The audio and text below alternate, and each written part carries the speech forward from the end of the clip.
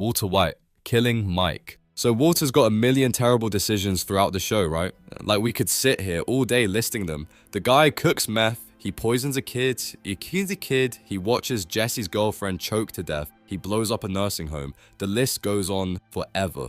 But the one that really shows who Walt became at his core, the moment where there's no going back, is when he kills Mike Ehrmantraut. Here's the context. Mike is done. He's completely finished with the meth business and he just wants out. He's got this granddaughter that he loves more than anything and he's been putting money away for her this whole time. That's literally all he cares about at this point, making sure she's taken care of and then disappearing forever. And Mike, being bad Mike, just tells him the truth. He says that thing about how everything was going fine until Walt came along with his pride and his ego and ruined it for everyone. He's basically saying that Walt destroyed a good thing because he couldn't just accept his role and had to be the man in charge. That hits Walt right in his ego, and you can see it on his face. He's furious. Not because Mike is wrong, but because Mike is right and Walt knows it. So what does Walt do? He pulls out a gun and shoots Mike. And here's the kicker. After Mike is dying and it's too late to do anything about it, Walt literally has this moment of realization where he goes, "Oh, I just remembered I could have gotten the names from Lydia." See, the whole reason Walt came to talk to Mike was because he needed the names of Mike's guys who were in prison so he could have them killed before they talked to the DEA, and Mike wouldn't give him the names, but Lydia had those same names. Walt didn't need Mike at all. He killed him for absolutely no reason other than Mike hurt his feelings by telling him the truth about himself. And that's why this is Walt's worst mistake. Not from a strategic standpoint, but from a moral one. It's the moment where you can't make excuses for him anymore. He didn't kill Mike to protect his family. He didn't kill Mike because Mike was a threat. He killed Mike because his pride couldn't handle being criticized. That's it. That's pure ego-driven murder. Plus, Mike was actually loyal in his own way. If Walt had just left him alone, Mike would have disappeared and never said a word to anyone. He wasn't a snitch. He wasn't going to turn on Walt. Walt created a problem that didn't exist and solved it with murder because he was having a tantrum. Jesse Pinkman, letting Todd live after the train heist. Jesse's biggest mistake haunts him for the rest of the series, and it happens right after what should have been a triumphant moment. So they pull off this insanely elaborate heist to steal methylamine from a train. It's one of the coolest sequences in the show. Everything goes according to plan, they get the methylamine, nobody gets hurt, and they're all celebrating. Jesse is happy, probably the happiest we've seen him in a while because for once, they did a job without anyone dying or getting hurt. And then this kid shows up on a dirt bike. Just some random kid who was in the wrong place at the wrong time. He waves at them, and Todd, without hesitation, without even thinking about it, pulls out a gun and shoots this child dead. Everyone is completely horrified. Walt and Mike are shocked into silence. But Jesse, you can see his soul leaving his body in that moment. This is everything Jesse feared about what they were doing. An innocent kid is dead because of their operation. Now here's where the mistake happens. They have Todd right there. They know he's a psychopath now. They've just watched him murder a child like it's nothing, like he's swatting a fly. This is the moment to cut ties with him, to deal with him, to make sure he never works with them again. But they don't. Walt wants to keep Todd around because he's useful and he keeps his mouth shut. Mike probably doesn't want more bodies to deal with. And Jesse, even though he's completely devastated, doesn't push hard enough to get rid of Todd. He's too broken by what just happened to fight about it. So Todd stays on the crew, and that decision destroys Jesse's life, because Todd is the one who ends up working for Uncle Jack's gang. Todd is the one who suggests keeping Jesse alive to cook meth when they're about to just kill him.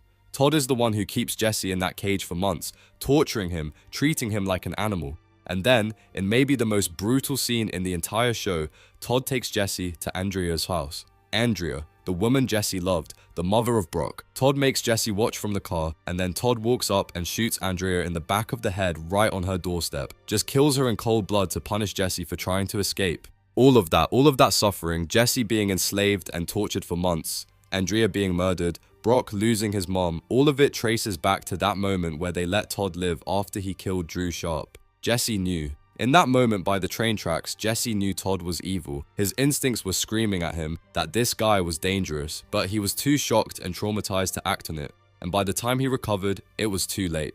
Todd was already embedded in the operation. Sometimes you meet someone and you know immediately that they're bad news. And when that happens, you gotta trust that feeling and get them out of your life right then and there.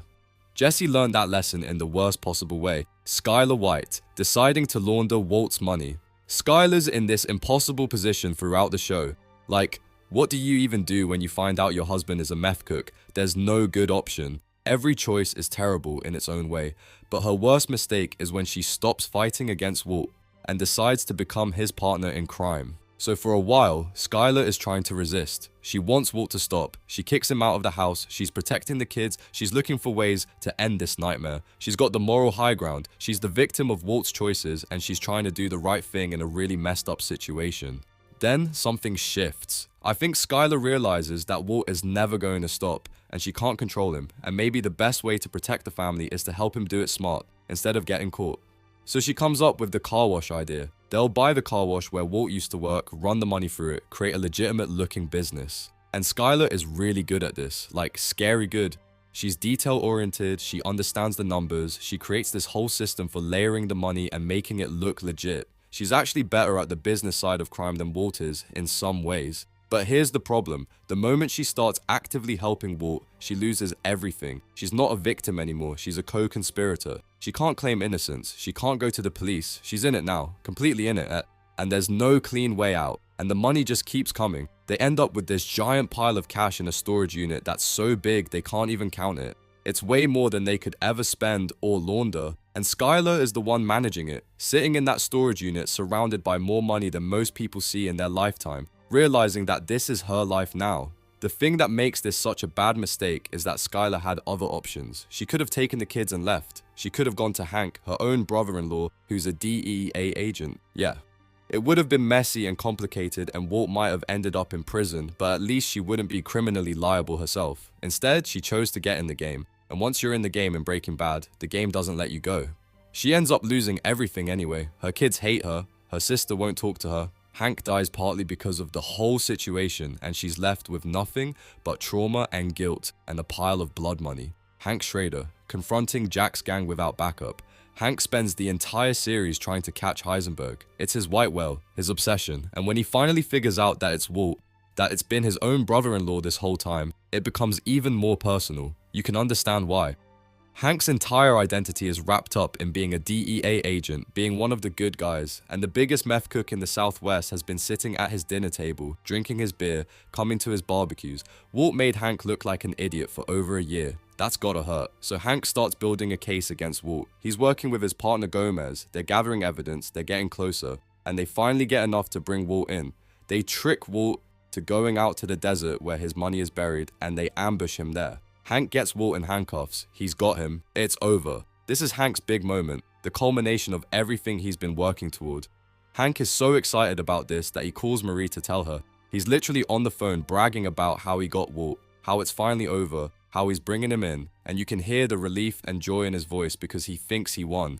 But here's the massive mistake. Hank didn't call for backup. He's out in the desert with just Gomez, Walt, and Jesse. That's it. No other agents, no support, nothing. And Walt had already made a phone call to Jack's crew before Hank showed up. So Jack and his neo-Nazi gang arrive in like 3 vehicles, all heavily armed, and Hank and Gomez are completely outnumbered and outgunned. They've got their service weapons and that's it. They're facing professional criminals with automatic weapons. Hank realizes immediately how badly he screwed up. You can see it on his face. Walt is literally begging Jack to leave, offering him $80 million to just go away, because even Walt doesn't want Hank to die. Not really. Not like this. But Jack doesn't care about Walt's family drama, and Hank, even knowing he's about to die, won't give Walt the satisfaction of thinking he saved him. He basically tells Jack to go ahead and do what he's gonna do, and Jack shoots him right there in the head. Gomez is already dead. Jesse gets taken prisoner and enslaved, and all of this happened because Hank was so focused on getting Walt, so obsessed with being the one to bring him in, that he didn't follow basic protocol and call for backup. If Hank had just waited, if he'd called for a whole team of agents to meet him out there, if he'd done this by the book instead of letting his personal feelings drive his decisions, he'd still be alive. Walt would be in custody. Jesse wouldn't have been tortured for months. None of the horrible ending stuff would have happened, but Hank wanted his moment of glory. He wanted to be the one who caught Heisenberg personally. And that pride, that need to be the hero of his own story, got him killed in the desert and destroyed his family in the process. Marie Schrader, pressuring Skyler to come clean. Marie doesn't get as much focus as some of the other characters, but she makes a critical mistake that puts everyone in danger. So Marie finds out about Walt. Hank tells her everything, shows her the evidence, explains that Walt is Heisenberg, and Marie is absolutely furious. She feels betrayed by Skyler for not telling her, betrayed by Walt, obviously, and she wants everyone to face consequences immediately. She goes to Skyler's house and confronts her. And instead of listening to Skyler's concerns or understanding the situation, Marie just demands that Skyler confess everything to Walt Jr. right now. Tell the kids, come clean, face the music. She's coming from a place of moral righteousness, but she's not thinking about the practical reality of what that means. Skyler tries to explain that it's not that simple. Walt is dangerous. They need to be careful about how they handle this. If they back Walt into a corner, there's no telling what he'll do. And that pressure, that forcing of the issue before anyone has a chance to figure out a safe way to handle it, contributes to everything spiraling out of control. Because Walt realizes the walls are closing in, realizes that Marie knows and is gonna tell everyone, and that's when he goes into full survival mode. The thing about Marie's mistake is, it comes from a good place. She wants the truth to come out, she wants justice, she wants to protect her nephew and niece from being around a dangerous criminal. Those are all valid concerns. If Marie had just waited, if she'd let Hank handle it through official channels, if she'd given Skyler time to get the kids somewhere safe before everything exploded, maybe things would have gone differently. But she was so focused on the moral principle of truth and honesty that she didn't think about the tactical reality of dealing with a desperate criminal, Saul Goodman, introducing Walt to Gus Fring. Saul makes a lot of questionable decisions throughout the show, which makes sense because he's a criminal lawyer, but his worst mistake is connecting Walt with Gus Fring. So Walt and Jesse need a new distributor because their previous setup fell apart. They're cooking this incredibly pure meth, but they don't have a way to move it at scale.